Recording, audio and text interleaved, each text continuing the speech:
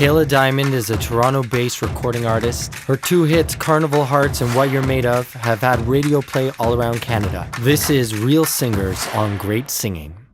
Hey everyone, my name is Mishan, singer-songwriter and vocal coach, and I'm here with the amazing Kayla Diamond. Thank you so much, Kayla, for being willing to do this with me. Thank you for having me. My main goal with this channel has really been to prove to everyone that anyone is able to sing. And I figured giving you guys the tools to be able to do that is one of my main goals here. And so who better to learn from than the best, who are doing this on a regular basis, like you're gigging on a weekly basis, you're putting out albums, you're in the studio, like sure. It's a lot of demand, I'm sure, on you vocally.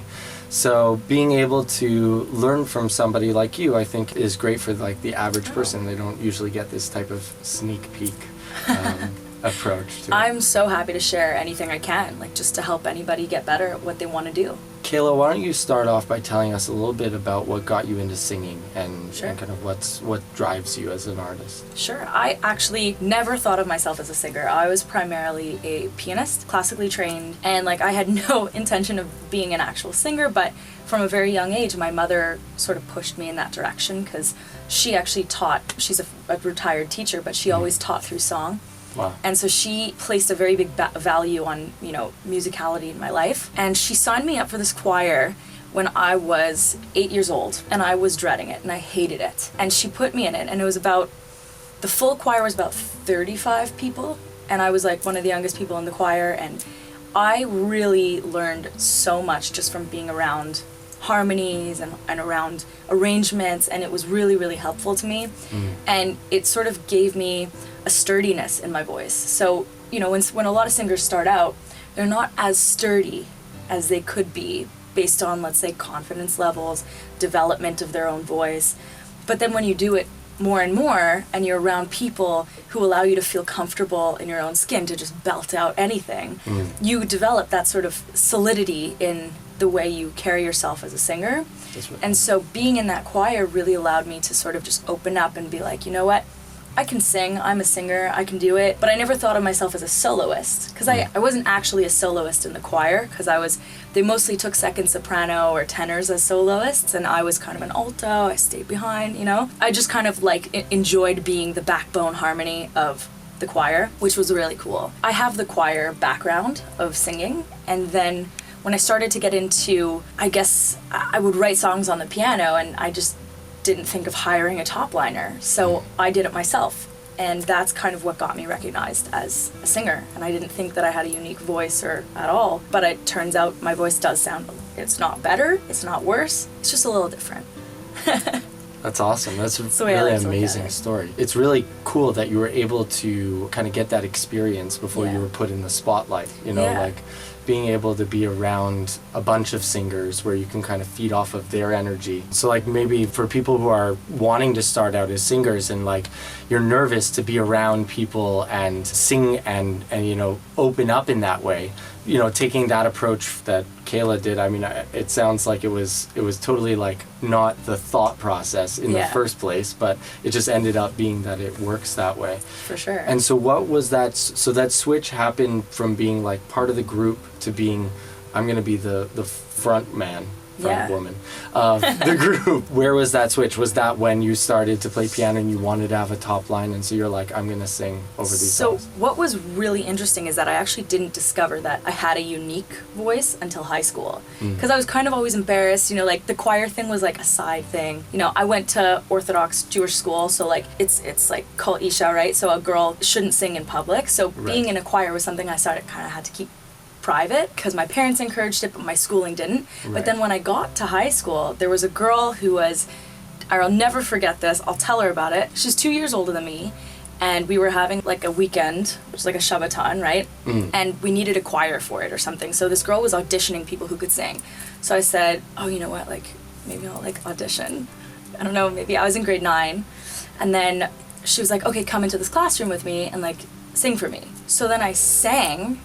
And then she was like, what? I didn't expect that to come out of your mouth, wow. At all. And that sort of gave me that encouragement because it was coming from somebody who, she was I guess the head of the choir, she knew what she was talking about in terms of arrangement, singing, and then she sort of validated any thought that I had, which was maybe I'm a good singer. I don't know. So at that point in time, she really like recognized that and put me. She really fostered that talent, and she was only 2 years older than me. She was just like, you can sing, go for it. So I then became sort of like very involved in my high school choir, and then I went to Israel for the year, and there was a huge singing competition called Kedma between all the different schools, and I was head of Kedma. So I got to do my own arrangements and pick the songs, and that to me was so crazy. That's awesome. And this was in grade 11? I was in grade 9 when I started getting involved in choir in my school, and then when I got to Israel, I was 17, 18. Oh, okay. So that's when I really, I Okay. sort of assumed a more authoritative figure in music.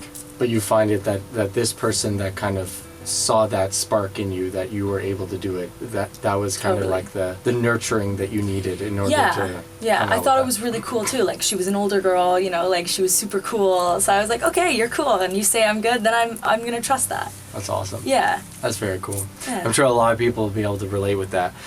I know personally, I was never like much of a singer, and I loved singing, but I just sucked at it, and I started in a rock band.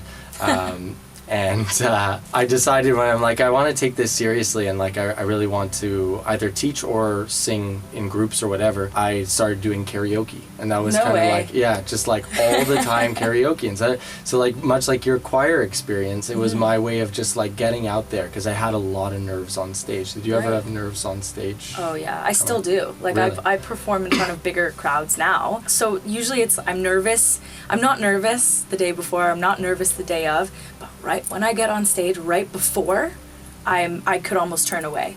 Like, really? I'm so nervous, and then I just push my body onto the stage, and I see the crowd, and I go, this is why I'm living. Okay. You know what I mean? Like, it reassures you about your purpose. It's like the amount of gratitude I have on stage it trumps any nerves. That's amazing. I would ever have. Yeah. And what's the biggest crowd you've sung in front of?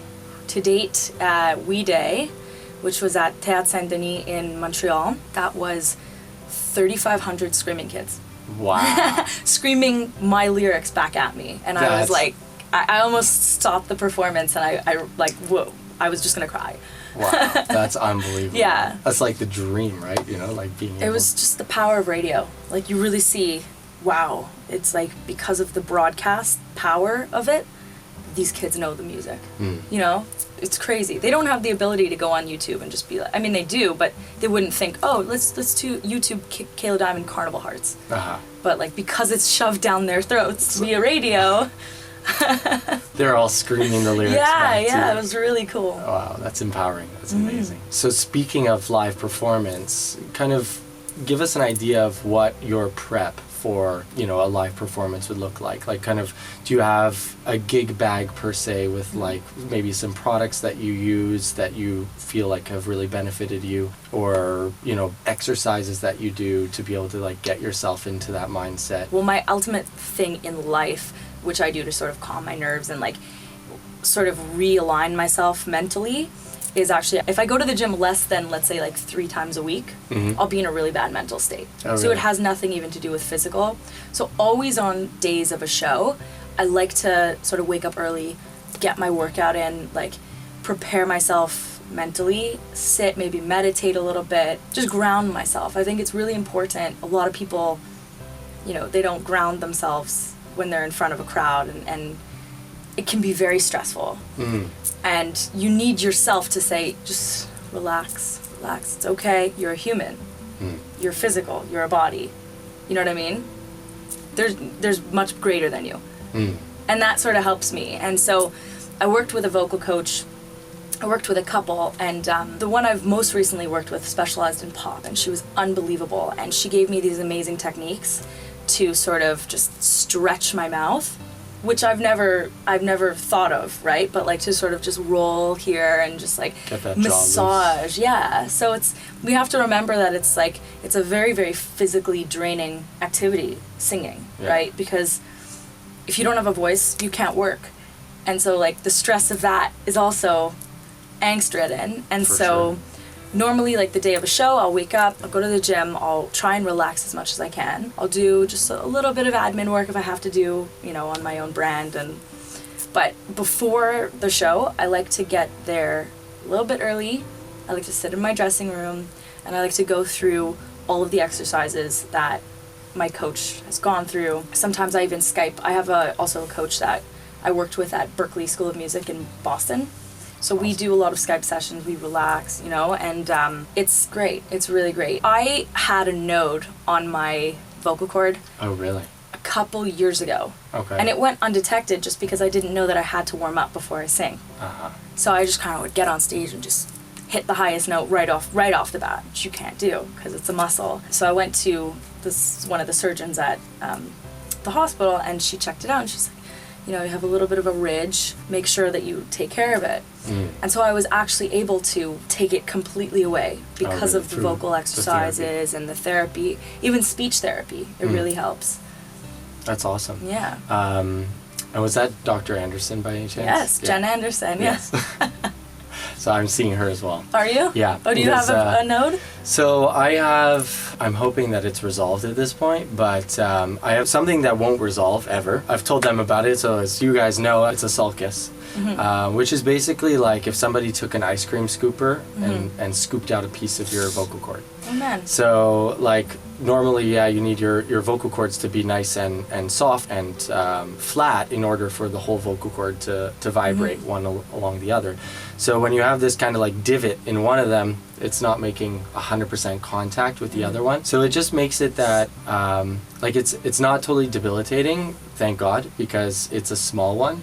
But it just makes it that those high notes, like I have to be like on my top game if I really want to be, singing the high B, high C type of thing. The other thing that I had, and this was most likely due to stress and overwork, and there was a point. Too much coffee. I still am having the coffee, but it was a polyp. Like it was not a complete polyp, but it was just like a little bump, and because it was only on one vocal cord, she said, that's a polyp. But she said with voice therapy, most likely it'll go away. So I've been seeing the speech pathologist. I've been doing my own. Yeah, that's right down the hall. Yeah. I went to her too. Oh yeah? Yeah. Marta or Gwen? Marta. Oh, okay, Yeah. I've seen Marta. That's so funny. I'll tell her you say hi. But so we've been doing that, and a big part of it was like working on my self-care, like not working 12 hours a day. And, when you're running your own business and, we're both kind of self-employed. You lose track. You can kind of work yourself into the ground. Right. Yeah. So you gotta work in that time off. So I think that's also another really important point that I think a lot of you can learn from, is just if you are going to go into this industry and take it to a professional level, making sure that you're not pushing it to the maximum, right? You always have to work in self-care because it's about a long game, right? It's not about just, going hard and then burning out. You don't want that. You have to treat yourself like an Olympic athlete. Yeah. Because if you're going to do it, you're going to do it right. Right. For sure. Just going back to what you said earlier about the coaching that you had, are there any exercises that you feel like are your favorite ones that like maybe they could try to follow along with you and kind of learn those ones that Kayla Diamond uses to warm up her voice? So it depends on the way your voice is also. So my voice is particularly raspy, especially in the morning. If I have a morning show, that to me is like the hardest. That's actually the hardest kind of performance for me, because if I have to go 7 a.m. to Global, I need to wake up. It depends on when I wake up. So that's when my voice will be kind of ready. So if I have... So will you wake up early, go 100%. do the workout? Yeah. Yeah. So that's a huge thing is getting your body warm. Like, that's part of the warm up. Warm up the because body. you are that's another aspect you have to think about, is that the warm up is not just localized just to here. It's really an entire system that needs to be warmed up. So that's totally. So if I have like a 7 a.m. Global morning show, I know I wake up and my voice is kind of like this. And I go, okay, we need to work it out. So I'll start with humming. It's just nice humming, like just kind of play with the octaves. And then as the voice starts to warm up, go to the higher octaves, get a little, and then... So you do like octave jumps? Like... Yeah. Like just slide it up, slide it down. Nice. And a lot of that, normally if I have a straw, I'll do it with the straw. So I don't know, have you told them about what to do with a straw, or if it's like... I believe I've mentioned it a couple times. Definitely mentioned it on Instagram, but yeah. It's a lifesaver. It's weird, but it works. It really works. I don't know if you know much about it. Like, Dr. Ingo Tietze, he was the one who kind of like came up with the or popularized it. I wouldn't say came up with the idea. He popularized it on YouTube with a video that he made, and he talks a little bit about the science behind it, and it's really incredible the science that they've done, because the tract above the vocal cords, it needs to be shaped a certain way for optimal voice production. And what the straw does is it really elongates our vocal tract and creates that perfect shaping of the vocal cords and pressurizing the area above the vocal cords so that they're not stressed. Because at the end of the day, you can sing through a straw as loud as you want, and it's not actually going to do any damage to your vocal cords. Whereas if you scream right now as loud as you want, you could definitely do damage. So that's like the really, I mean, they are called semi-occluded exercises. There's a bunch of them.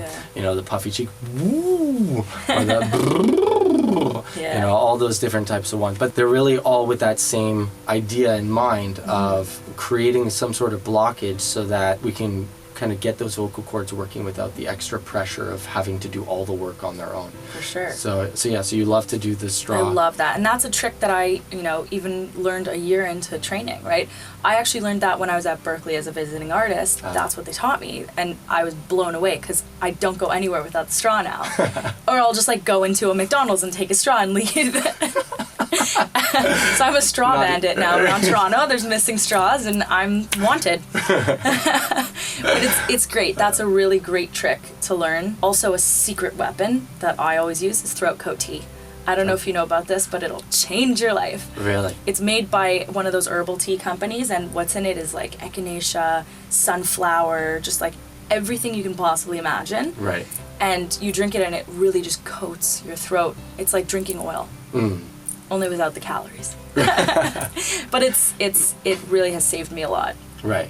Yeah. And a lot of people will mention, I'm sure in the comments you guys are going to say, it's not actually touching our vocal cords, right? Anything we drink goes down the esophagus, not the trachea. But at the same time, the mechanism itself is everything. So it's like it includes your pharynx, it includes your throat. So having a well moisturized and relaxed throat is definitely going to help the instrument. The vocal cords are just a small part of it. So if you find that like helps, that's so. Is there a brand specifically they should look out for that is like your go-to? I will find what it's called. Okay. I forget what it's called. I'll post it in the description. In the comments, yeah. In the description. And is there anything, like, is there a regimen you follow with regards to the straw? Or, like, as far as, or is it just the same kind of sliding? Same kind of sliding back and forth. And then when I feel that my voice is sort of where it's at, where I kind of want it to be, but I want to push it a little bit further, I'll do kind of arpeggiated scales. Just like go, go, go, go, go, go, go, go, go, go, go, go, go. Kind of not moving my mouth and just making sure that it's coming from here versus here. Right. You know what I mean? Very interesting, yeah. I have trouble with that, personally. I have a very stiff jaw, so I tend to sing sometimes like this, just to reach those higher notes.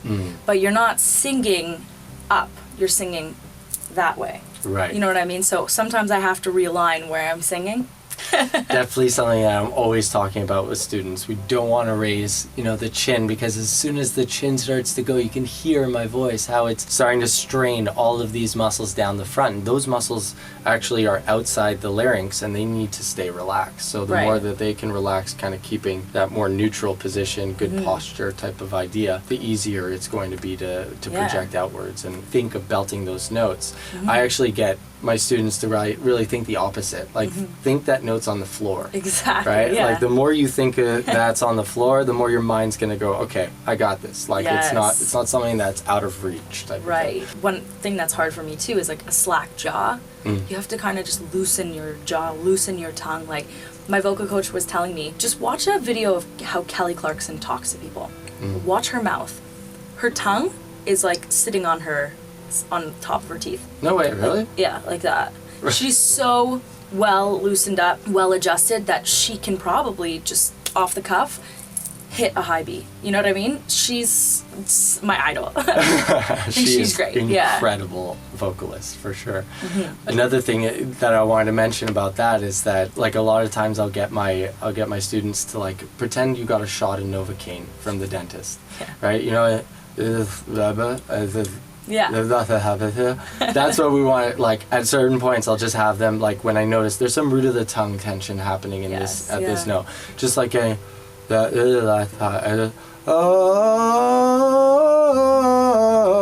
just finding that more relaxation in the tone so that it's not reinforced by that tongue, and it doesn't have to be there in order for the sound to come out. That's very awesome. And as far as artists like that you kind of look up to, so Kelly Clarkson's one of them. Do you have other like where you draw your inspiration and Totally. I'm really digging this Israeli artist. I don't know if you know Dennis Lloyd. No. But he, like, that's not his real name. He just picked a name that sounded super American, and he's one of the biggest breakout indie artists of probably between 2018 and 2019. Wow. Yeah, and he's shot up. He released a single, it was called Nevermind. He released it in September 2016. It started to go viral in 2018. And he was just sitting, I think he was from Tel Aviv, he moved to Bangkok. He's kind of like an interesting guy. He plays the trumpet, and he's killing it now. Wow. And it's amazing. And it's also inspirational because you see these artists that are like, well, why am I not getting success right off the bat? And they should look to people like that, where you put a song out into the universe and it's going to work or it doesn't. You move on to the next project. And that's what he did. And it just so happened that song got picked up, and he went, okay, now's the time. That's awesome. Wow. Yeah. I don't know if you know Lucas Graham? Yeah. I was doing a little bit of research on them, and I forget the exact years, but they released 7 years, like way before, like 2 years before it actually went viral. Oh, yeah. Yeah. I think I saw videos of them playing it live far before. I think it went viral like 2016, 2017. I can't remember exactly when, but it only went viral then. It didn't, for whatever reason, just something clicked in the market. It's so interesting how it's like there's that X factor that nobody knows. It's like why? Timing. Yeah. It's timing, and it's also.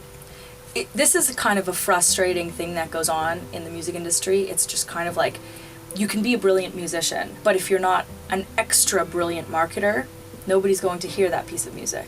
So as a musician, I'm frustrated because marketing is not my field. It's not something I care about. It's not something I have to be I don't want to be into it. I didn't study it. I don't care about it. Right. But I'm a musician and I want to make quality music. So it's kind of annoying when somebody puts out something that's like a joke or a meme and it goes viral because they're amazing at marketing. Right. You know what I mean?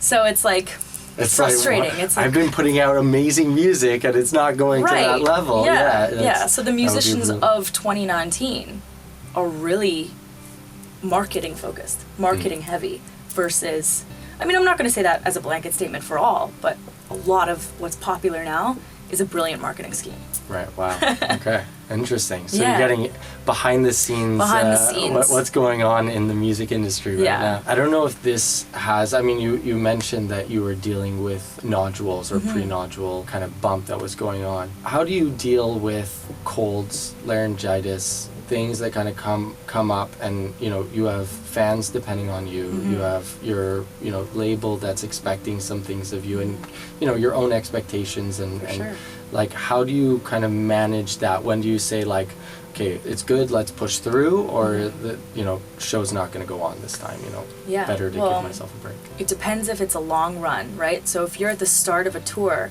and you're feeling your vocal cords are not where they need to be, it's a decision weighing the risks, right? So if I go on stage knowing that my voice is not where it needs to be and I blow out a vocal cord, the rest of the tour is going to be screwed. Right. So I need to make that call depending on where I am in the tour. So if it's the last night, I'll do it, depending on how severe it is, of course. But I've played through strep for a last night of a tour. Like, it really just depends on the night. But my other secret weapon is oil of oregano. Oh, really? Yeah. So if I even feel a cold coming on, I start taking 2-3 capsules a day. You're only supposed to take 2. I'm not a doctor, so don't take it from me. But I take 2 to 3 when I feel a cold coming on, and it really helps. It really works. That's awesome. Other times I abuse nasal spray. which is not good, so don't do it. But so save it for the times that you need it, because when you do, it's really good. Right. It like opens it up. And then there's also throat spray. A lot of singers use it. It numbs your throat. It's not the best treatment, because I think pain is good. You should know what's going on with your body, and that's a signal from your brain to your body, right? So if you're in a dire situation where, you know, you made the call, tonight's the night you're going to go on, you might be screwed for a couple weeks, but you don't have any shows, so you can relax. Throat spray. Okay. Yeah. And have you ever had to resort to steroid shots? I know a lot of singers. Okay. John Mayer is notorious for that. Yeah. He gets a lot of steroidal shots. That just shows how much he loves his fans, you know? But I think it's very dangerous when you start playing with that. Rest and time heals everything. It's life. Shows get canceled. And as a fan of many artists, and an artist cancels a show, I'm happy for them. I'm happy because they made the call that was right for them for a proper reason, not ego, nothing involved, so that they can continue to do what they love in a healthy way. For sure. Yeah. Yeah, I mean, I think you might have a slightly different perspective being in the industry and also being a fan of them. Yeah. But, I mean, hopefully most of their fans are as understanding as you are of, you know, their position and that, you know, they're not a robot at the end of the day. They're not a robot. They're a human. Yeah, it's something that I believe some fans need to remember, is because we like to idolize the people that, you know, they're beyond human, but at the end of the day, they have the stresses that everybody else does, and they got to take care of themselves, otherwise you're not going to see, you know, I think that's something we're seeing with Justin Bieber right now. Yes. You know, mental health wise, he's thankfully been taking care of himself, but you know, being in the spotlight for that long, like, takes a toll on you, and so especially growing up in the spotlight like he did. Right. You know, it's mental health is just as important as physical health, if not more. It's extremely important, and a lot of people need to realize that just because Justin Bieber seems okay doesn't mean that he is, and he has every right to exercise his ability to rest. Right. You know? For sure. And have you ever come to the point where, I've noticed this with some artists, that they'll kind of use a piece of their track from the original recording just to kind of back up their vocals. So like they'll still be singing, they're not necessarily lip syncing, but like they'll kind of use that just as that like reinforcement because they're not sure, and it just gives them that confidence. Have you ever like tried to use that on stage? Sure. Well, I mean, especially music now is heavily reliant on a backtrack. Unless you're the Rolling Stones and you don't have weird sounds, most of what we make is computerized. Right. So I'm not going to bring a steel drum on stage. I'm going to use the sample that I use in the actual track of like Carnival Hearts.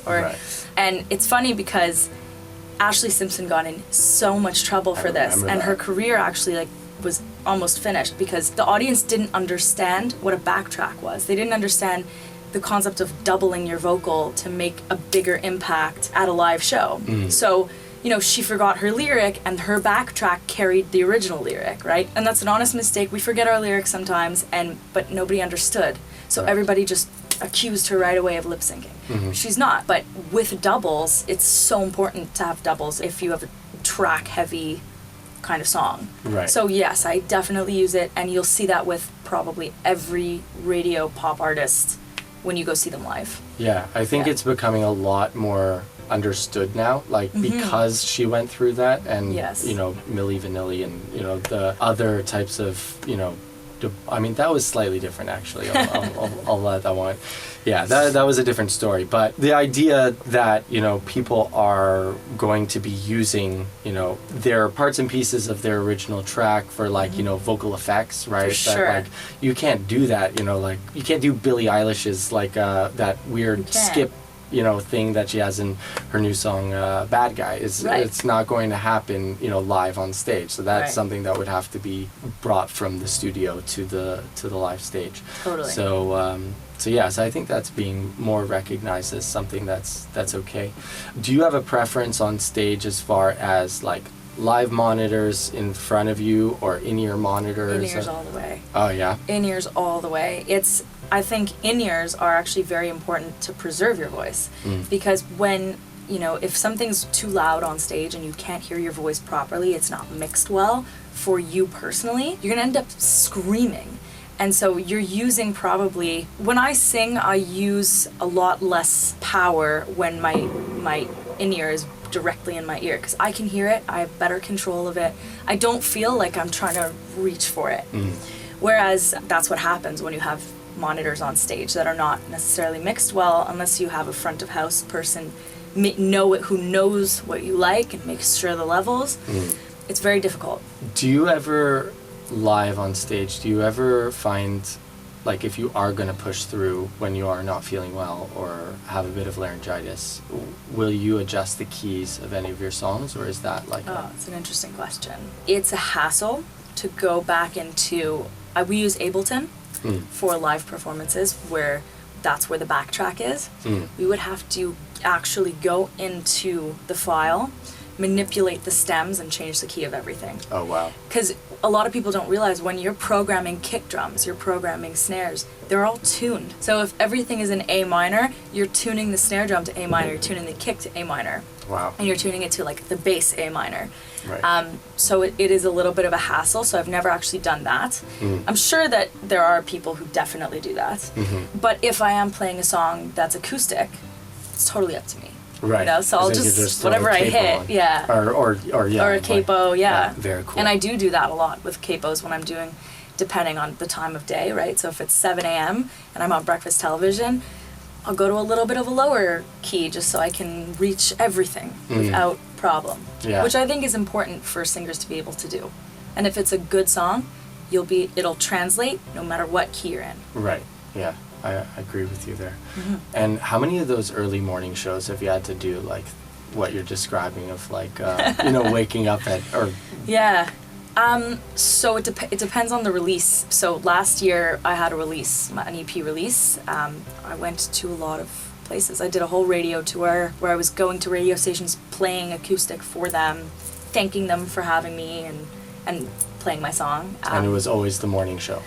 A lot of it was a morning show. So it was, I've probably been to about 25 morning shows. Wow. And I have a few coming up next week as well. Oh, really? Wow. Yeah, for my next album is coming out August 2nd. Just a shameless plug. I was going to have her do it anyways, right at the end anyways, to let you guys know. But, I'd change the key if it's acoustic, and if you have the time and you really want the key changed, go into the session, change it, and you're good. Right, for sure. And okay, so speaking of which, so the release on August 2nd. August 2nd. Where can people go, like if they're watching this, where can they go and find your music? What's the best places? Sure. It's really however you like to listen to it. It's on all streaming platforms, so if you like Spotify, go for it. Apple Music, Amazon, Alexa, you got it. And is there a website that they can check out to find more about you? Sure. www.kayladiamond.com. There's 3 W's, because that's normal. www.kayladiamond.com. All right. We'll put a link in the description. And also, is there like social media for them to be able to find you? For sure. It's Twitter and Instagram are at the Kayla Diamond. Thank you so much for coming on. Thank you for having me. And this is a lot of fun for me to be able to like kind of pick your brain and get to hear it. And I hope that everyone has benefited from being able to hear you. Hope so. All right. Awesome. Thank you. Take care.